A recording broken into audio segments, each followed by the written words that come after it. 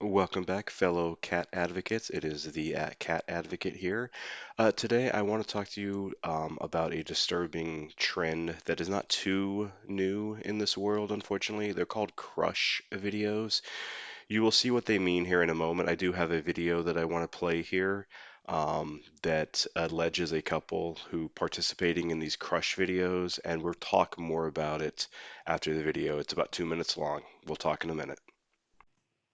In a bail hearing for Chad Cabez, Crown Attorney Sean Sass alleges that Cabez and his girlfriend Irene Lima were the owners and operators of a website on the dark web called Goddess May Barefoot Premium Crush.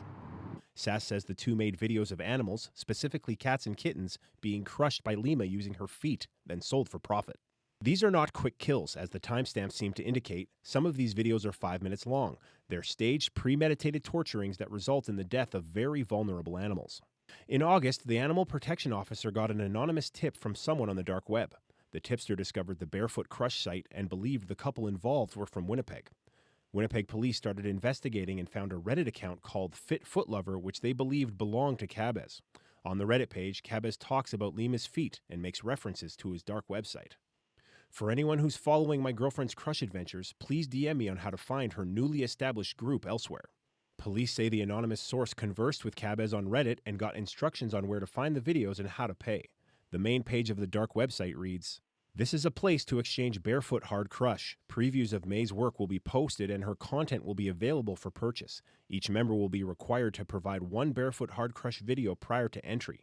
DM for details." Sass describes the posts almost like commercials. When discussing the website, he says, "It's an extremely graphic image that appears to be of a bare foot on top of some animal. It's unrecognizable." Police executed a search warrant on October 9th and arrested Cabez and Lima for various cruelty offenses. Cabez was released on bail with conditions. His defense lawyer, Ethan Pollock, says, "This is essentially a risk assessment in us determining whether or not Mr. Cabez can be released back into the community on conditions. It's the position of defense counsel that my client can be." Lima was in court Thursday, but the case was remanded to a later date. Cabez is scheduled to return to court November 5th. None of the charges have been proven in court. Mike Arsenault, CBC News, Winnipeg. Now, as you can see, a crush video is literally what it applies. Sometimes they're barefoot because I've read up on this. Sometimes they have a heel on and they're literally crushing kittens. Sometimes they can be puppies. Sometimes they can be like little crabs, just little animals. And they do it for the thrill.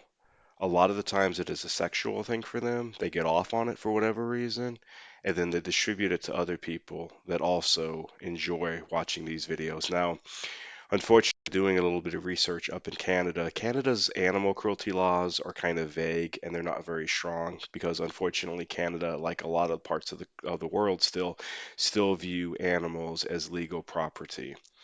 And because of that, they don't see animals, especially kittens in this case, as family members, as loyal companions, but more so as property. So their laws are not very strict. Now, sadly, I did look into some US laws. Now, it is against the law to distribute to make crush videos, but recently, and I'll link an article to this so you can read it, the United States Supreme Court kind of reversed some of their decisions and they